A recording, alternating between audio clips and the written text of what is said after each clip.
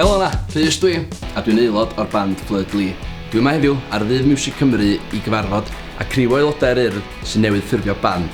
Reita, a ni weld lle maen nhw.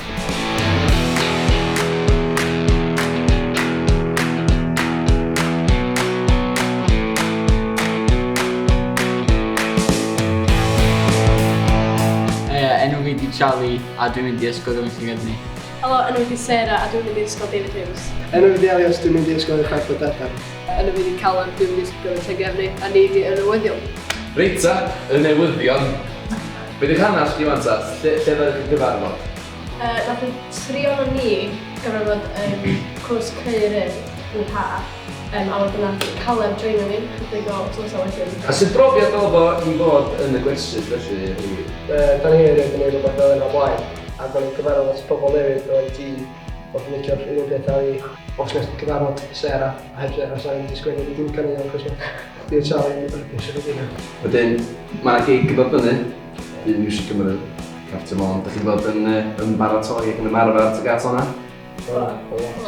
Hynna di'r gigs cyntaf da chi wedi gwneud lle, neu fel band fel y newyddion, hwnna fydd y tro cyntaf i chi'n mynd allan? Ie. Ydych ymlaen i weld ymateb yn y rhydfa? Wel, os dyn nhw'n mateb Os dyn nhw'n clapio bod stwff, mae'n iawn. Os dyn nhw'n sefyll o stwff, be ni'n neud. Dwi'n ddim o'n dod. Felly, mae yna gyfle eto i aelodau'r urdd i fynychu'r cwrs creu yng Nghaerdydd. Fysa chi'n annog bobl i wneud? Cant e-person.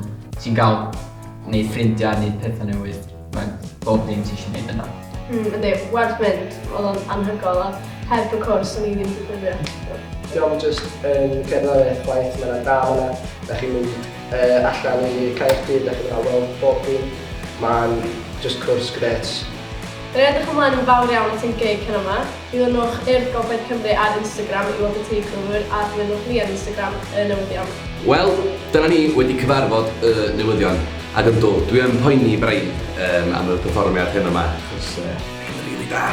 Felly, well mi fynd i ymarfer. Wel, eich heno.